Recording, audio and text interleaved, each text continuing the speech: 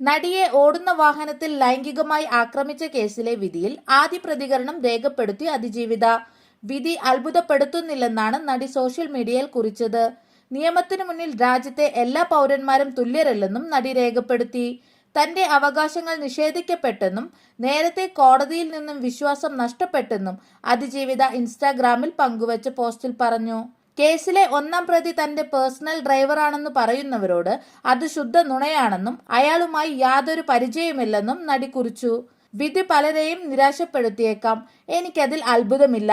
കുറ്റാരോപിതരിൽ ഒരാളുടെ നേർക്ക് അന്വേഷണം വരുമ്പോൾ കേസ് വഴിമാറിപ്പോകുമെന്ന് പ്രോസിക്യൂഷനും മനസ്സിലാക്കിയിരുന്നു.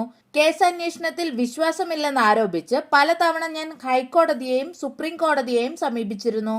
വിധി പറഞ്ഞ ജഡ്ജിൽ നിന്ന് കേസ് മാറ്റണമെന്നും ആവശ്യപ്പെട്ടിരുന്നു. അതിജീവിത പോസ്റ്റിൽ വ്യക്തമാക്കി. കുറിപ്പിൽ പറയുന്നത് ഇങ്ങനെ: 8 വർഷം 9 മാസം 23 ദിവസങ്ങൾ. ഏറ്റവും വേദനാജനകമായ ഈ യാത്രയുടെ അവസാനമെന്നോണം വെളിച്ചത്തിന്റെ നേരിയ ഒരു കണിക ഞാൻ കാണുന്നു. പ്രതികളിൽ 6 പേർ ശിക്ഷിക്കപ്പെട്ടിരിക്കുന്നു. എന്റെ വേദനകളെ നുണയെന്നും ഈ കേസ് കെട്ടിച്ചമച്ച കഥയെന്നും പരിഹസിച്ചവർക്കായി ഞാൻ ഈ വിധിയെ സമർപ്പിക്കുന്നു. നിങ്ങൾക്കിപ്പോൾ അല്പം ആശ്വാസം കിട്ടുന്നുണ്ടാകുമെന്ന് ഞാൻ കരുതുന്നു.